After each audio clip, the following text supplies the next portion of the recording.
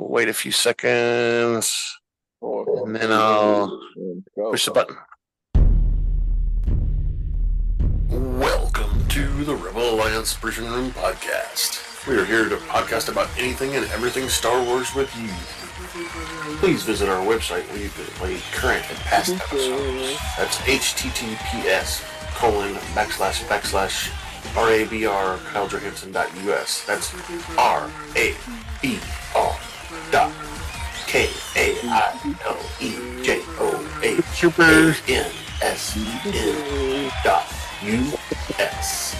The left side is a navigation menu. You can use this to learn how to load the Rebel Alliance Briefing Room podcast on your Android or Apple phone and tablet. And we have direct links to our podcast on Apple and Google Podcasts. Please participate by connecting to our social media, answering questions of the week, or submitting feedback directly from the site. Again, all of these are available at the Rebel Alliance Briefing Room website at RABR.KyleJohansson.us. And now, it's time to talk Star Wars. I am Kyle Jon Johansson, and this is Andrew Scott Sutton. Say hello. And Rick's over there. Hello. Hello. Yeah. So I don't know, Rick, if you caught a couple weeks ago where Scott just realized that I was singing Super Duper into the front, in that front part there. Oh, yeah. I don't remember if I told you guys, but the Lego movie. Sorry, I'm a little slow. The theme song of the Lego movie is "Everything is super. Everything is great. Everything is fine. Everything is awesome." That's the song that I played there at the front, and I said "Super Duper" instead of "super." Hey, I'll be back in a second. I was getting paged. Uh-oh. He's in trouble. Yep. See ya. Yep, we'll see ya. We'll just talk about the news then, Scott. What we got for news, huh? Tell the woman this is your time. This is man time. Yeah. She was gone for a week or so, so he's gotta jump. Oh, he's got to kiss up. She went on vacation. All right, so today, let me push the... Wow. Yep, without him. On purpose. That's cold. It's time for the news. Well, they did girl stuff, so it was not. We weren't even invited up for drink-a-thon. Exactly. So today in the news, we're going to talk about the different houses of Mandalore. You know, we always keep hearing about Bo Katan's house of Krizil, and we've got this Paz Vizsla guy is a house of whatever. So we're going to talk about that today in the news. Let me actually switch this over to my screen so you can follow along. How about that? Let's see this screen. Share sound. Here we go. There you go. You can see it. So, Mandalorian's culture, a house is when there's more than one clan that work together or have shared a set of beliefs. Currently, houses like House of Krizil, House of Vizsla, House of Cast have been seen in the Star Wars different shows and stuff. House Krizil is a noble family that has played a significant role in events leading up to the Clone Wars. The most prominent member was Satine Krizil, which was the love interest of Obi-Wan Kenobi for a while. She was the ruler of Mandalore during the Clone Wars. Ooh, look, there's her picture right there. She's got some weird hair stuff going on. Satine was a pacifist and opposed violence and wanted to keep Mandalore neutral during the conflict of the Republic and the Confederate independent systems, which ended up being the Clone Wars. Her views were not universally accepted, and she faced opposition from a group called Death Watch, who believes the Mandalorian warrior traditions and wanted to overthrow Satine's government. And then we got a picture here, of course, of Bo Katan. Blah blah blah. Sexy actress. Okay, let's move on. It was. I missed some. House of Krizel was the House of Bo Katan. Clan Krizel in this house also included Clan Ren and Clan Eldar. They joined the resistance under Bo Katan's leadership. They would go on to lead Mandalore until the Night of 1,000 Tears, which is, the bombing and the stuff that we talked about in this episode. Clan Ren, leader of that clan was Ursa Ren, which is the mother of, your hot little chick there that we're seeing with the purple hair. And Sabine is her name. She's the one that had the dark saber for a while in Rebels. She convinced her family to stand against the Empire and back Clan Saxon. After defeating Gar Saxon, it triggered another civil war within the Mandalorians. Ren joined Bo Katan and other clans to struggle to drive out Clan Saxon. Sabine became the leader of the Clan Ren and worked to rebuild and unite the Mandalorian people. And she became the leader because what's his name? Red guy killed her mom and took over leadership of Mandalore for a while.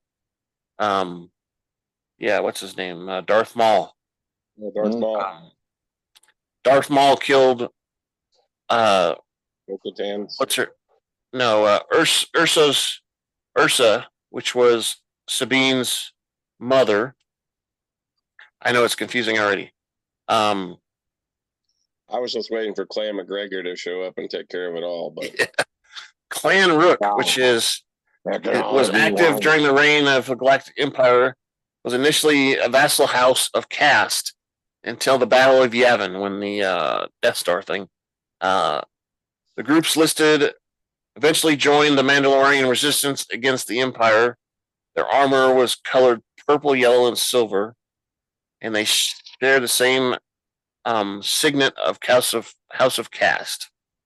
All right, so now we're going to talk about this House of Vizsla, which is the father of our main character, one of the main characters in our show today. Ragnar got captured by that Dragon Eagle Paragalactic. Wow, I don't know what those things are. The winged thing. Yeah. The most prominent member of House of Vizsla is Pre Vizsla, who is the leader of the Mandalorian faction known as the Death Watch during the Clone Wars.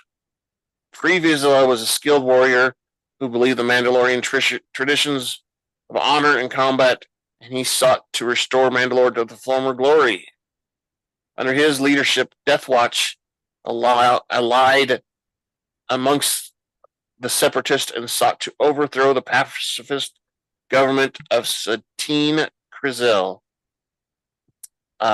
who was opposed to the use of violence. So this is the guy that, was also involved in taking out Satine Krizel, like we mentioned before. Death Watch's alliance with the separatists was short-lived, and they declared themselves the sole ruler. Pre Vizsla was later killed by Darth Maul, who took control of Death Watch and used their resources to gain power in his criminal world. Bo Katan was once a member of Death Watch and later turned against them and fought alongside the Jedi in the rebellion. House of Vizsla is the most notable member of House of Vizsla is Tar Vizsla, who created the dark saber long ago. And Tar Vizsla was the only Mandalorian that was also a Jedi. That's why he's got the dark saber. So when he created his lightsaber, it was the dark saber instead of what everybody else kind of did. Blah, blah, blah. Has I wonder 14. how many crystals that took. 14 All of them crystals? just all of them take one. Yeah. You have Oh, to okay. you have to keep replacing it every once in a while, but it takes one. More.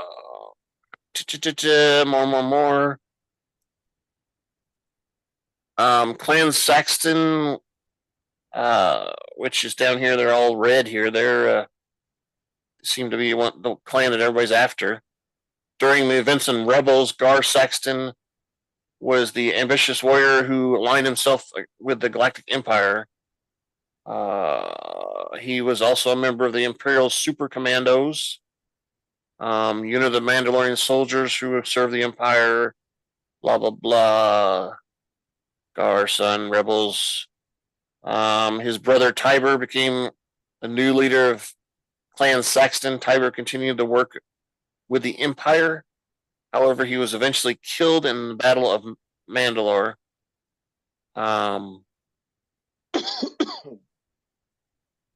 House Cast only appeared in Rebels, mentioning Rook Cast and Vizsla Cast. Blah blah blah, floating around. Rook Cast was one of the former Mandalorian super commandos that was involved in the other clan. Rook was also a member of Death Watch and an avid follower of Darth Maul. Participated in the siege of Mandalore at the end of the Clone Wars. Their helmets included metal spikes of remnants of Maul's spike, kind of like what we see here on the armor. She's got spikes like Maul does, which is interesting thing that someone brought up earlier too. And then of course we have another clan, Clan Fett, which we all know, Boba Fett and Jango Fett.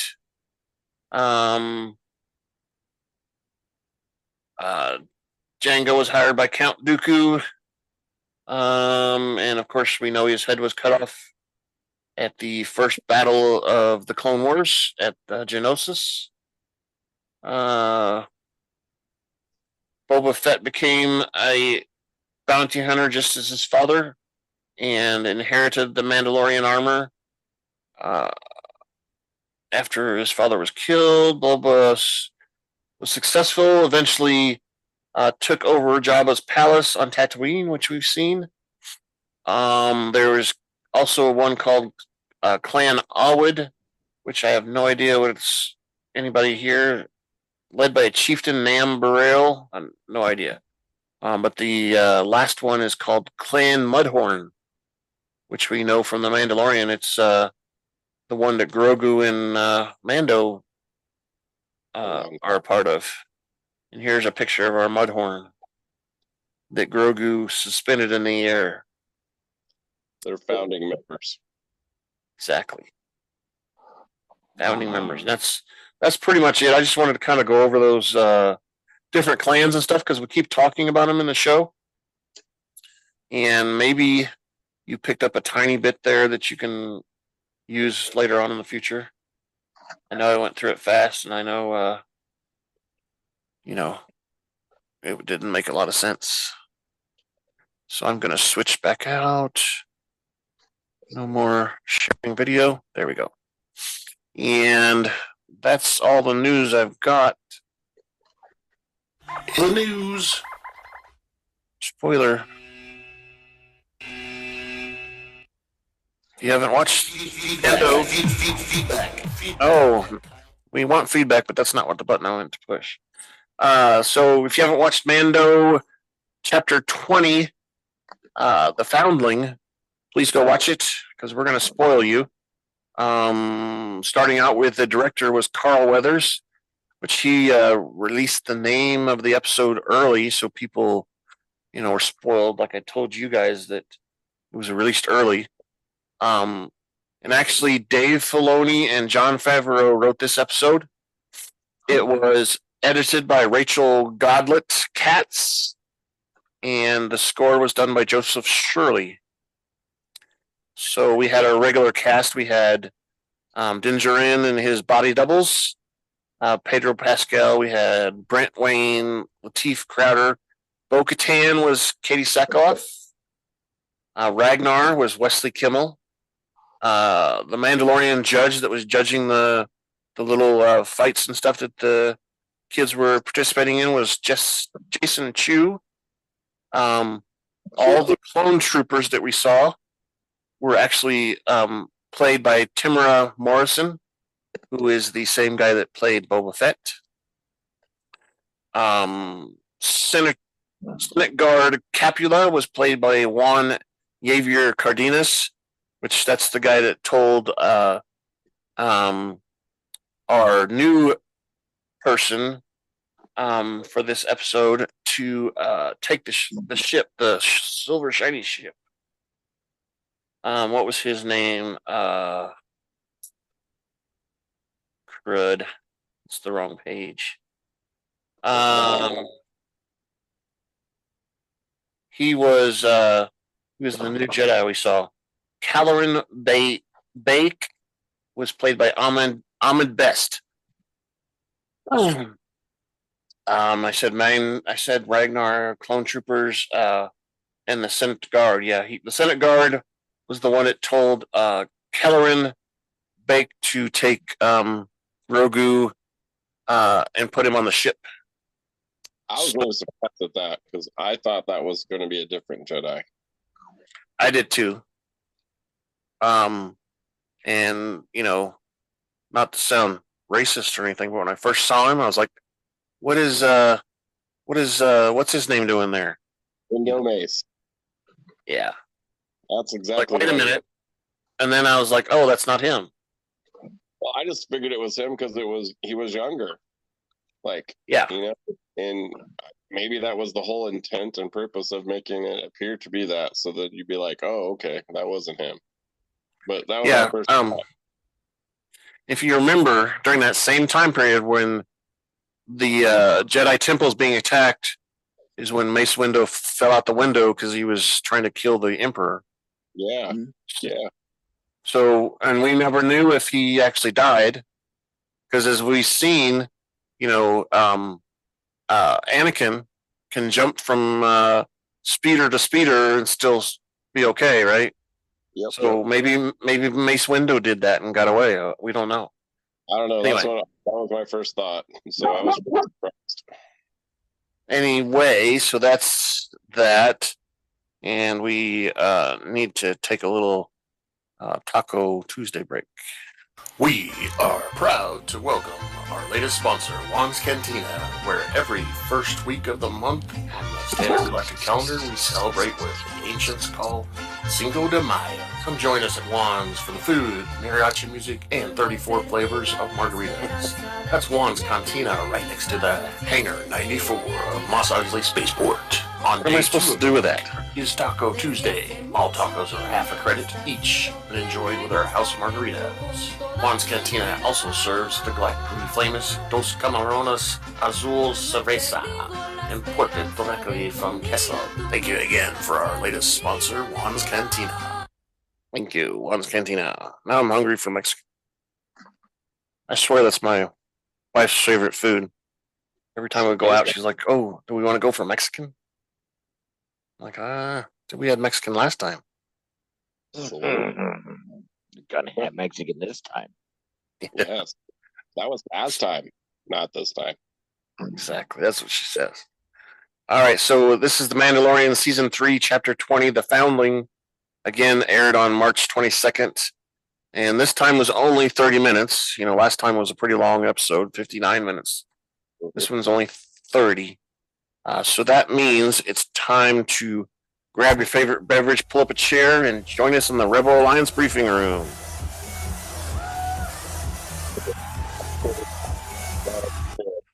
Minutes. What?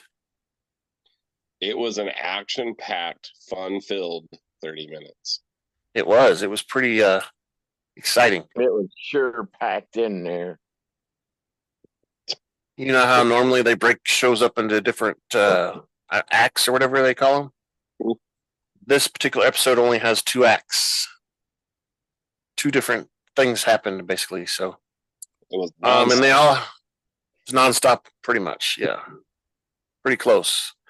So we start out at the tribe's covert.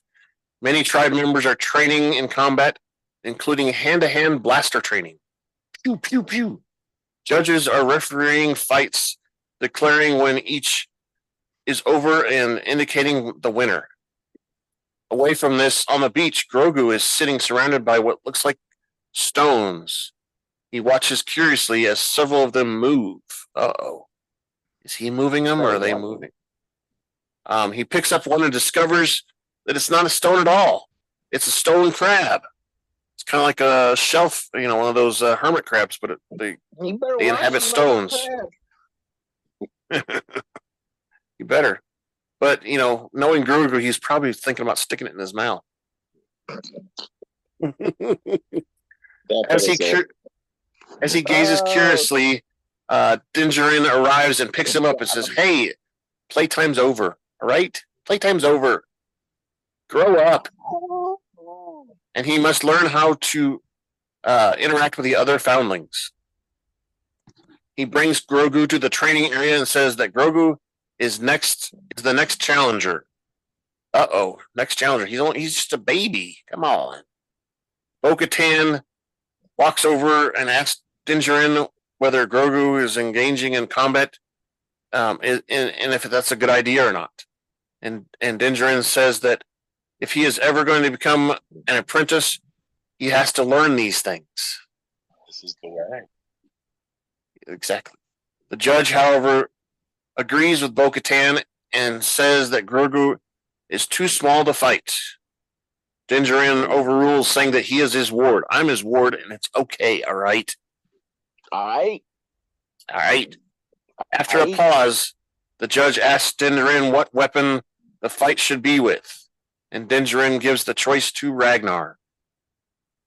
Grogu's opponent, who chooses darts. One of the adults fetches the darts. Ragnar asks why Grogu doesn't wear a helmet, to which Djarin replies that Grogu is too young to speak the Mandalorian creed. He doesn't know how to talk yet. Huh. Thus, that makes him too young to wear the helmet. Ragnar says that if he is too young to wear the helmet, he is too young to fight. Djarin quotes the creed, saying, "One does not speak unless one knows." Think he's telling him that you don't know what you're talking about, right? You better shut the hell up, fuck your ass. Exactly. Yeah. To which Ragnar declares that he does know, and Djarin says that perhaps the lesson is for you then. Each child is given a dart launcher with 3 training darts loaded into it, each which do nothing more than leave a splooge of paint where it hits. Oh, it looks like snot. Come on. Rather than injuring them. As Bo Katan buckles the one onto Grogu, she reassures him, saying that her father was the same way, and that Djarin is just proud of him. She pats him on the shoulder and instructs Grogu to go easy on Ragnar. The judge sets out the rules that each have 3 darts, which they may fire in any order. A direct hit from which leaves a mark, a visible mark, scores 1 point. There is 1 round and the highest score wins. Only 1 round and the highest score wins. Djarin crouches down and tells Grogu that he should squeeze his fist to fire the dart, which Bo Katan says he doesn't know how to fire darts yet. Incredibly, Djarin is unbothered, confidently tells Bo Katan to trust him. Trust me. I know what I'm doing. The first 2 darts hit Grogu on his chest, whereas Grogu fires none. Grogu looks back at Djarin and says, nothing, because he can't talk. Djarin gives him a pep talk, and he says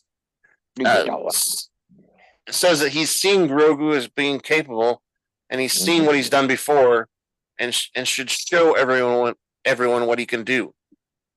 This time, when the judge tells them to begin, Grogu uses the Force.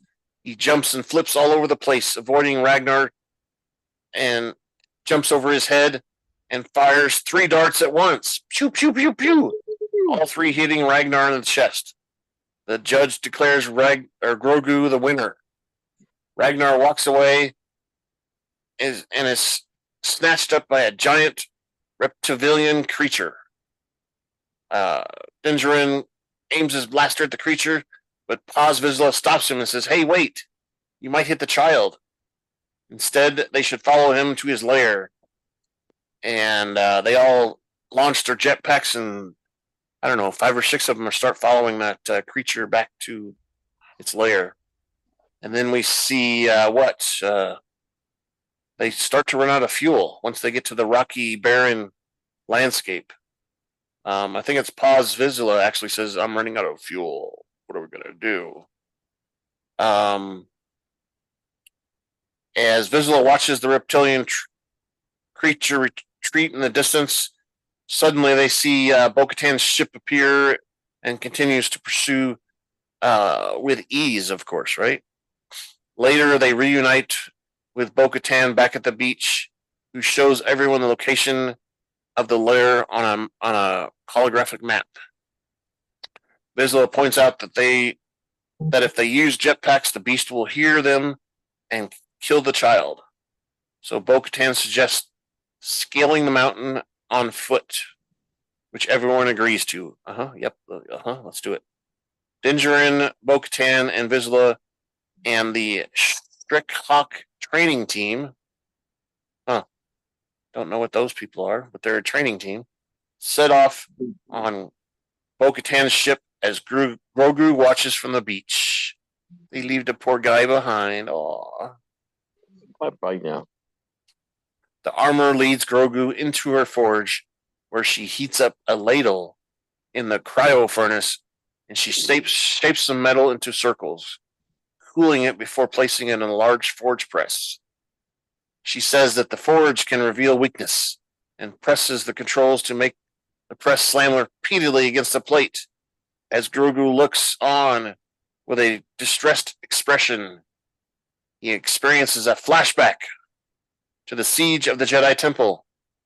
A younger Grogu is in the Imperial Palace on the planet Coruscant, watching from his hover pram as clone troopers from the 501st Legion, which were directed by Anakin after he became Darth Vader, I guess, attacked the Jedi, trying to defend him.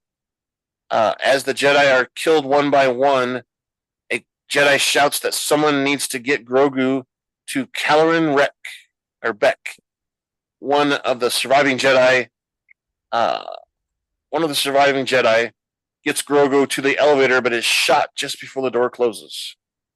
The elevator travels upwards and opens to reveal Kelleran, who tells Grogu he'll be all right, even as troopers arrive and begin shooting at them.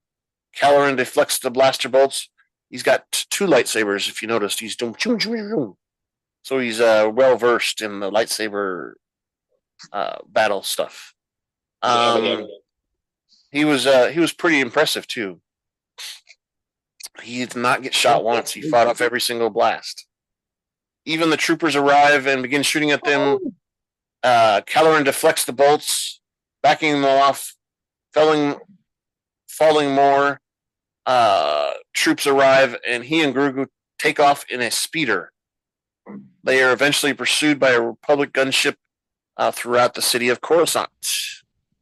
And one of the gunships manages to hit the engine of the speeder, which loses altitude but continues to fly. Kelleran leads them through a train tunnel and past Umate, where they land on a hard platform next to a ship and some Royal Naboo security force members. One of the guards asks about the other survivors, to which Kelleran replies, "There are none. I'm the only one. We're the only ones." The guard tells him to take the ship as a ship of clone troopers arrive. The ship takes off as Naboo guards start a firefight with the clones, and the flashback ends as Kelleran enters hyperspace. So we filled a huge gap there where we don't know what happened to Grogu. Now we do. This Kelleran guy saves Grogu and they go somewhere into hyperspace, which we don't know yet. Maybe we'll see that flashback next week. Huh? We see the armor continue to shape the circle of metal, eventually moving it to the hammer and inlaying a complex circuitry on the underside. She tells Grogu that it is customary for everyone to donate a small amount towards the care of the tribe's foundlings. And it is with this that she has forged the next piece of armor, a roundel with the Mudhorn significant for the clan of Mudhorn on the front. She affixes it to his chainmail, and it is very large on him, and it covers his entire chest. The mailman? Must be Mailman's a little late. Must be a little late. We get mail on Meanwhile, what? Yeah. It's Saturday, though. Meanwhile, Bo Katan lands in the cannon, and the expedition team disembarks. Bo Katan tells them they will walk from here, as any closer, the beast will hear them. There. Unmute him. See if you can figure out how to unmute himself. Look at that dog's tacking the window, too. Okay. Bo Katan tells them they have to walk from here. Any closer, the beast will hear them. They take a long trek to the rock formation, whose peak is where the nest is, and make camp for the night. Bo Katan asks Djarin, hey, how do we eat with all these people around? And she's, because, they can't take their helmet off in front of everybody.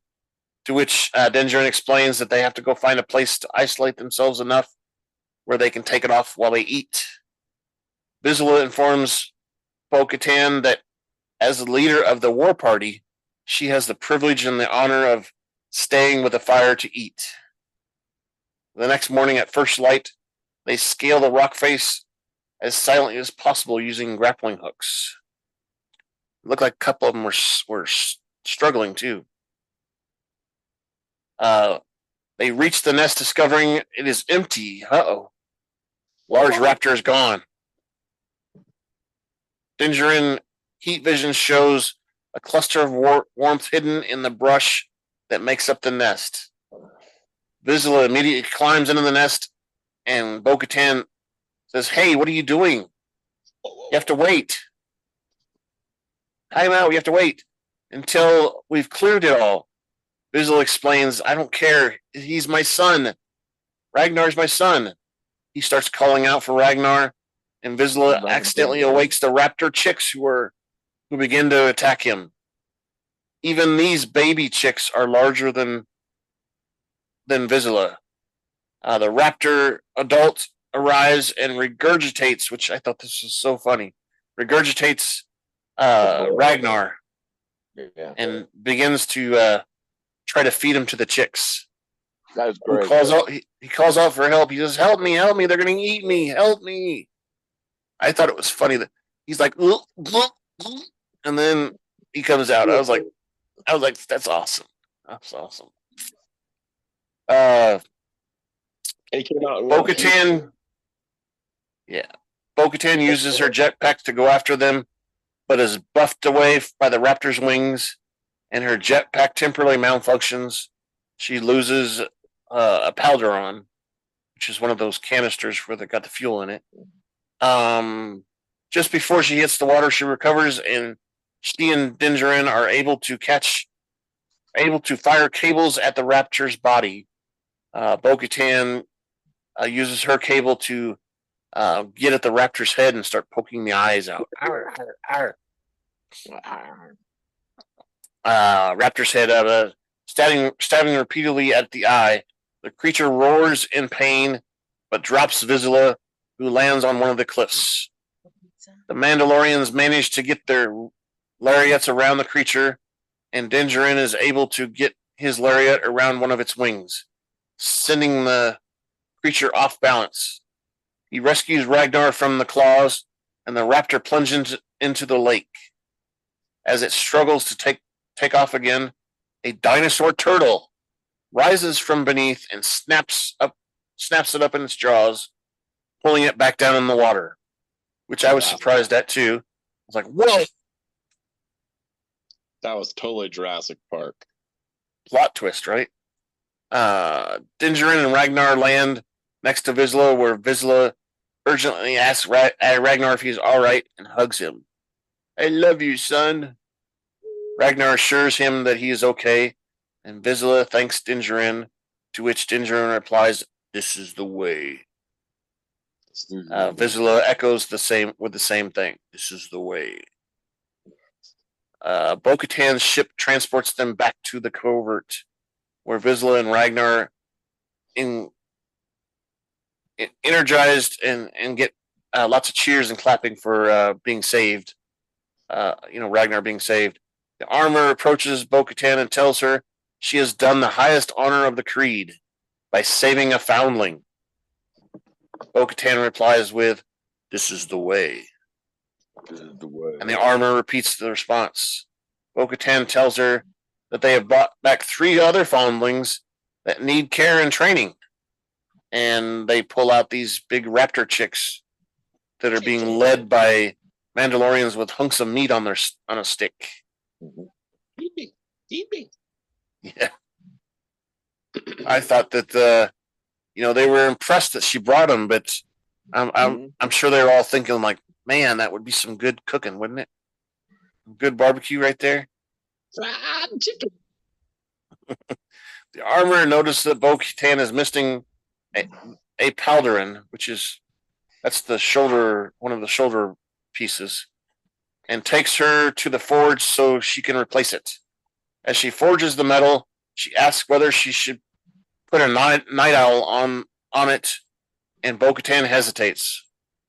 Looking at the metal crafted into the shape of a mythosaur skull on the wall, she asks if it would be acceptable to wear the mythosaur on the Palderon with the night owl on the other one, which the armor declares is acceptable. It's always acceptable for anyone to wear the mythosaur, she says. It belongs to all Mandalorians.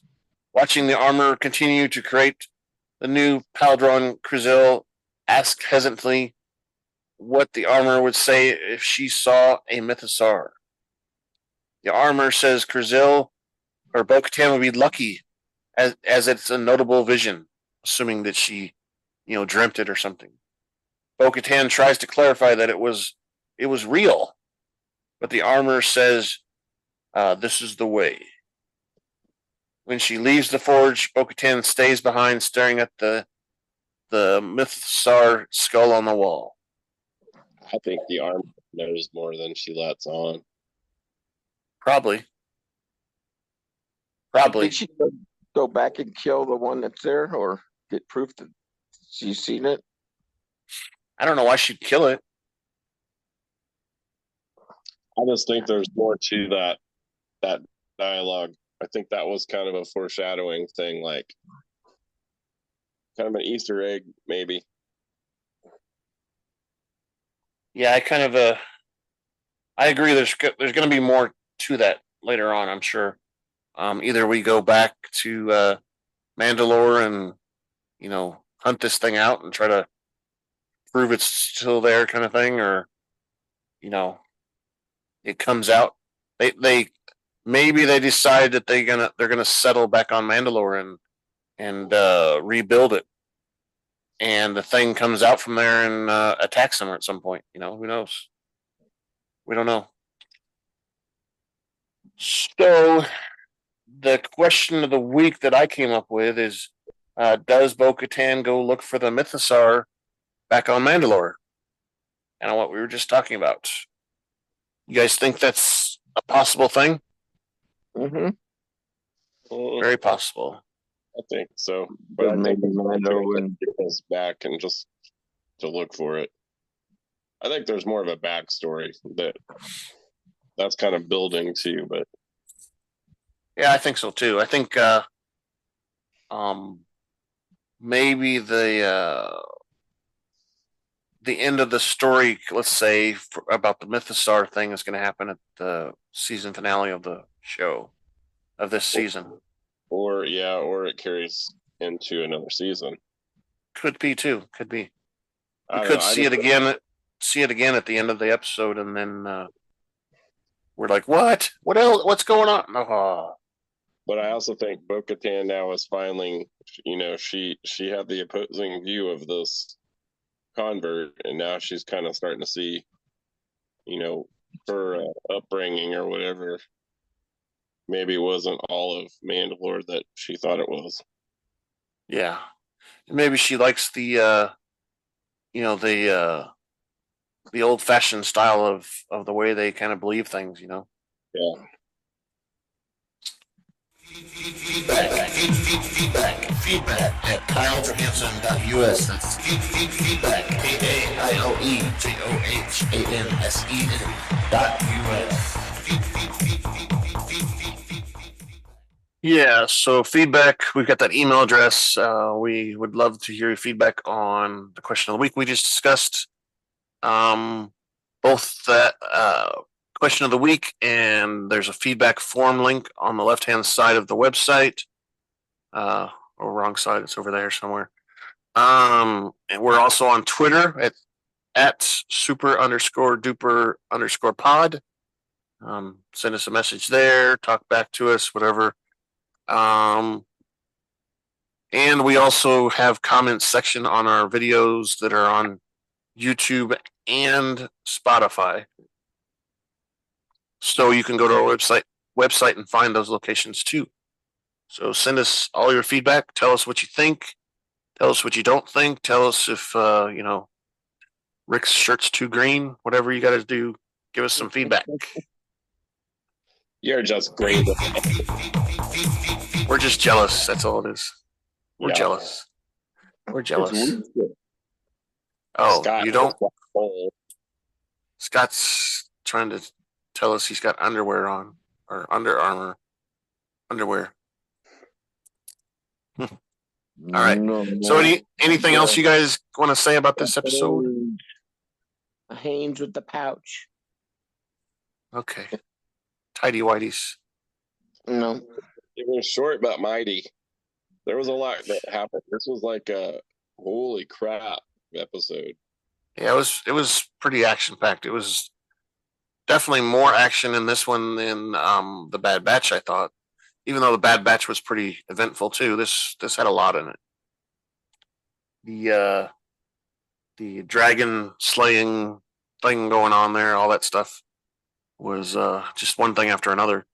And like we kind of said at the beginning, there was only 2 acts, so the story didn't really jump around a lot. Well, we stayed in the same area at the same time quite a bit. We learned a lot about Grogu's background a little bit. Yeah, which was cool. Which, like you said, it fills some holes.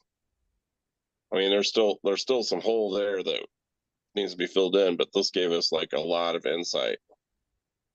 Yeah, I still have the big question is where did Grogu come from to begin with?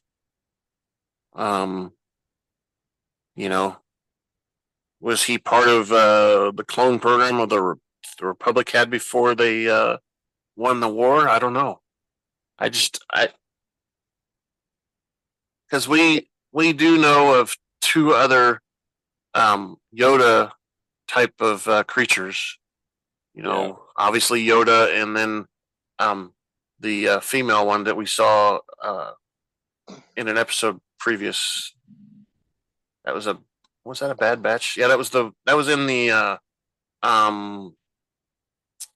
that series, Scott, that they had all the Jedi stuff, the young Jedi maybe, and it had Count Dooku and that one female Yoda character that got killed. Yeah. Well, yeah, some importance because that's how the whole series started out. Is they wanted him back. Exactly, and he is important. and you have to realize if he actually is a Yoda, type of animal, or whatever you want to call him, being, Yoda is one of the strongest Force users that we know of, right? Partly because he's been around for 600 years, but he's also very good at it. Can do anything. We see he can do anything Palpatine can do. I can do anything that you can do. But I can do it better. Yes, I can. Everything is awesome. Yeah, so I think that's part of it is he's got, and maybe if he truly is a clone of some sort, maybe in part of the cloning thing they were able to up the midichlorian content, so he's actually has more midichlorian in him than anybody else, I guess, besides Anakin, because Anakin was supposed to be pure midichlorian too. Because Anakin was supposedly created by Palpatine. Or maybe we find out that Yoda actually was a clone, and then he had a child that was a clone. Oh, but who was his girlfriend? Well, the other Yoda character, whatever. Yeah, I don't know. Maybe we never saw him. Maybe she wasn't a clone and Yoda was, or maybe Yoda wasn't and she was, and then they had a third child, Grogu. I don't know. It's hard to say because Yoda was 600 years old, so that's a long time for him to be cloned. And then we don't know anything about cloning until, the Clone Wars. After that, clone, and then he got cloned again, and he just kept reliving over and over again. Oh, okay. If you say so. Anything's possible. It's true because it's science fiction. That's right. Anything's possible in the Star Wars universe. It's on the internet, so it could be true. I guess Scott fell back asleep or something. He's not interested in this. George Washington commented on it, so it's got to be true. I saw it on the internet. Exactly. He and Grogu hung out at Valley Forge. Exactly. You're silly. All right, so that's pretty much our show. Let's go ahead and wrap it up and get out of here. Thank you for listening to the Rebel Alliance Briefing Room podcast. Please visit our website where you can play current and past episodes. That's https://RABR KyleJohansson.us. That's RABR.KyleJohansson.us. On the left-hand side is a navigation menu. You can use this to learn how to load the Rebel Alliance Briefing Room podcast on your Android or Apple phone and tablet. And we have direct links to our podcast on Apple and Google Podcasts. Please participate by connecting to our social media, answering questions of the week, or submitting feedback directly from the site. Again, all of these are available at the Rebel Alliance Briefing Room website at RABR.KyleJohansson.us. This podcast in no way is approved, sponsored, or owned by Lucasfilms Ltd., Disney, Disney Plus, or any of its subsidiaries. All opinions are solely owned by Kyle and or Scott and in no way express the views or opinions of their past or present employers. Views and opinions are not supported or restricted by Lucasfilms Ltd., Disney, Disney Plus, or any of its subsidiaries. Any rebroadcast, reproduction, or any or other use of this podcast and its affiliate sites without consent of Super Duper Podcast Network and its host is prohibited. I am Kyle Johansson, and this is Andrew Scott Sutton. Say goodbye now. Scott left. His phone died or something. Who knows what? I don't know. But there's Rick. He waved at you. He's got the red hat on, and he's out in Canada. So that's the end of our show. Thanks, guys. Bye-bye.